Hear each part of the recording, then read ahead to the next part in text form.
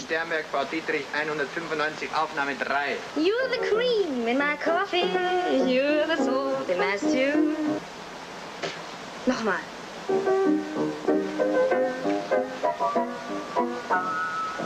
You're the cream in my coffee.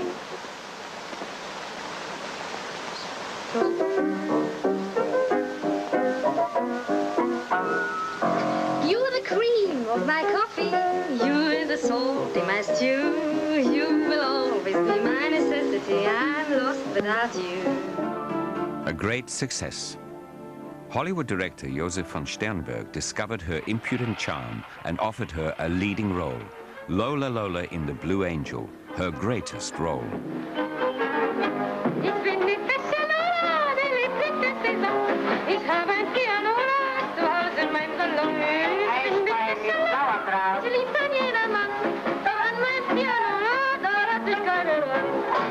Man hat Marlene immer geglaubt, was sie gespielt hat. Sie hatte auch als Frau eine ganz, ganz starke Ausstrahlung. Sie war ja das, was wir heute unter sexy verstehen. Das war sie 100%ig. Immediately after the premiere, Marlene left Berlin. She was a star, in Hollywood too. She accepted a contract at Paramount, not a decision against Germany, but for her career. Jeder, der die Möglichkeit dazu gehabt hat, hätte es sicherlich gerne getan, aber es war nicht so einfach. Ja, die hatte das Glück, dass sie also mit dem Sternberg nach Amerika gegangen ist und hatte das Glück, dass man sie dort auch hat arbeiten lassen. The good fortune to have a career and the good fortune to leave Germany before 1933. Marlene stepped out into the new world almost timidly. As the creation of her maestro, Josef von Sternberg. He was to make her famous and turn her into a legend. Her first film in Hollywood was Morocco, with Dietrich as a vamp in men's clothes. May I have this? Of course.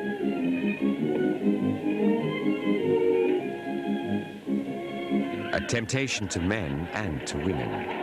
Morocco became an international success, but one longing remained. Sie hat selbst in Hollywood gesagt, also ich muss wieder nach Deutschland, also 32. Die Leute wollen, dass ich auf Deutsch spreche und die wollen mich in deutschen Filmen sehen. Es war ja auch nicht so, dass der deutsche Film irgendwie schlecht gewesen wäre. Also man denkt mal an Fritz Lang, der hat dort Filme gedreht, an G.W. Pabst und so weiter. Der deutsche Film hatte ja Weltgeltung 1932. Und das alles war ja dann 1933 wie weggeblasen. Berlin, 1933, the night Hitler seized power. Stormtroopers marched in the torchlight, a mood of victory.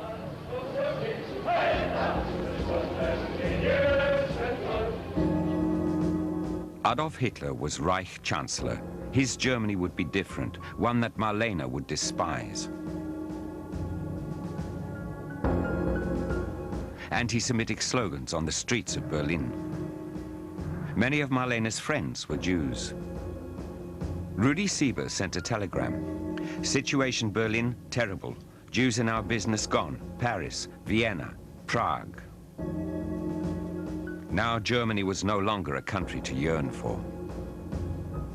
Dann ist sie also statt nach Deutschland nach Frankreich gegangen und hat dort an einem Empfang teilgenommen. Und an diesem Empfang haben auch deutsche Immigranten teilgenommen, Richard Tauber unter anderem, und die werden ihr brühwarm erzählt haben, wie es in Deutschland aussieht. Und seit dem Zeitpunkt ist sie nicht mehr nach Deutschland gegangen. Sie hat das nicht gut geheißen, was hier die Nazis gemacht haben, und hatte die Möglichkeit, dem zu entrinnen.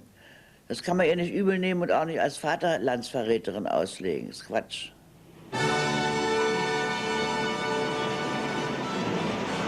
Dietrich was far from being a political activist. She was an eager worker in Hollywood's dream factory. A sanitized, isolated world where the studio doors were carefully guarded. Here, films were shot on an industrial scale in gigantic studios.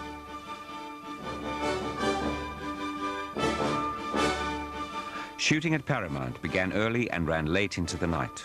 Assembly line work, Work for professionals. Sie ist dann im privaten Leben genauso ein Profi gewesen wie im Leben auf der Bühne, im Leben in der Stadt und so weiter. Also dieser Professionalismus, den hat sie dann in allen Ebenen durchgesetzt. A star at the races. No society event went without Dietrich's presence. The cameras were always there.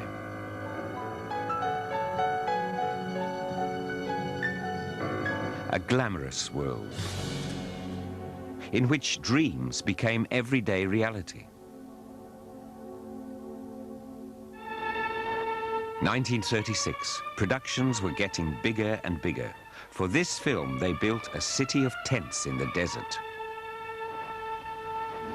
250 hardy Hollywood pioneers conquer the desert wastes, living in a city. Marlene Dietrich was one of them. Making this all-color production a new milestone in screen history. Two great stars, Marlene Dietrich and Charles Boyer. It was physically demanding. Dietrich could hold her own in this world. Immaculate beauty at 40 degrees in the shade. Prussian virtues. The first great team of stars to be filmed in color. Sie war ja sehr organisiert. Manchmal zu viel organisiert. Das weiß ja jeder. Also wenn sie irgendwo hinkam, dann hat sie erstmal sauber gemacht. Nicht? Das wurde also erstmal, stand Marlene Dietrich da und machte wirklich alles sauber, aber auch alles. One of Dietrich's many suitcases just for her hair preparations. Her struggle was a struggle for perfection.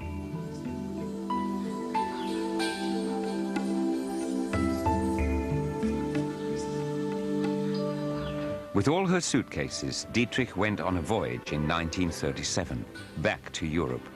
Would it feel like home? The Hollywood star in Paris. Dietrich loved the city, and the city loved Dietrich. And then, almost to Germany. Dietrich in Austria at Salzburg railway station in fanciful national costume. Yearning after her old home? Less than 50 kilometers away on the Obersalzberg in Berchtesgaden lived her secret admirer. He watched her films well into the war.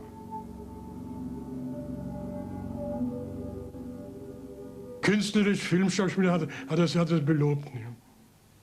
Kann keiner so wie sie, hat er Meinung. In Gegenwart seine ganzen Mitbetrachter da. Er schätzte Marlene Dietrich sehr und er bedauert es, dass er anscheinend in einer Clique aufgegangen ist in Amerika, die ihr die Rückkehr nach Deutschland ausgeredet hat.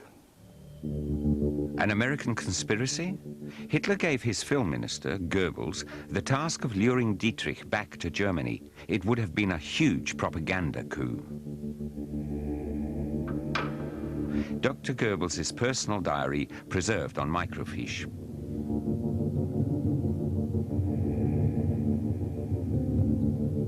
In his diary, he notes, 7th November 1937.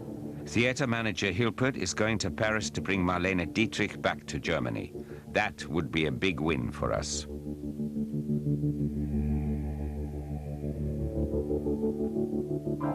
"12th November, 1937. Marlene Dietrich can perform in Berlin only in a year's time, but she is firmly committed to Germany."